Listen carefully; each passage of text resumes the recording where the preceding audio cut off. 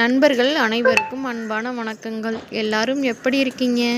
இங்கே நாங்கள் நல்லா இருக்கோம். குட்டி பையன் நல்லா இருக்கான். நீங்கள் பார்த்து கொண்டு இருப்பது எருக்கம்பூங்க. இது எங்கள் ஊரில் அதிகமாக காணப்படும் ஒரு தாவரம். இதோட பலன் நிறைய இருக்குங்க.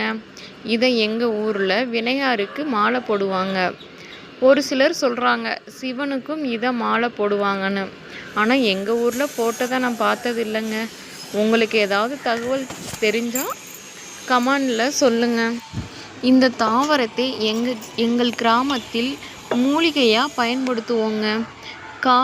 கால்வலி வருது இல்லை, கால்வலிக்கு இதோட இலைகளை எடுத்து வேப்பெண்ணெயில் காய வைத்து அந்த எண்ணெயை ஆற வைத்து முழங்கால் வலி, பாதம் வலி எல்லா இடத்துலையும் அப்ளை பண்ணோன்னா கால்வலி குணமாகும்னு சொல்லுவாங்க நம்ம முன்னோர்கள்.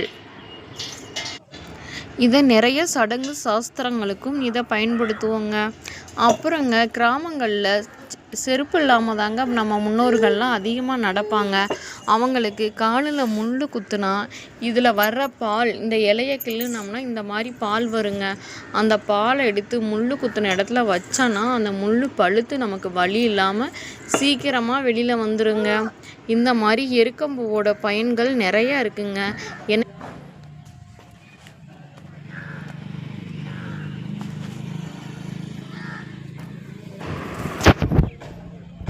தெரிந்த தகவலை உங்களுக்கு நான் தெரிவிக்கிறேன். உங்களுக்கு இதை பற்றி ஏதாவது தகவல் தெரிந்தால் நீங்களும் கமெண்ட் பாக்ஸில் சொல்லுங்கள். உங்கள் கருத்துக்களை பதிவு பண்ணுங்கள்.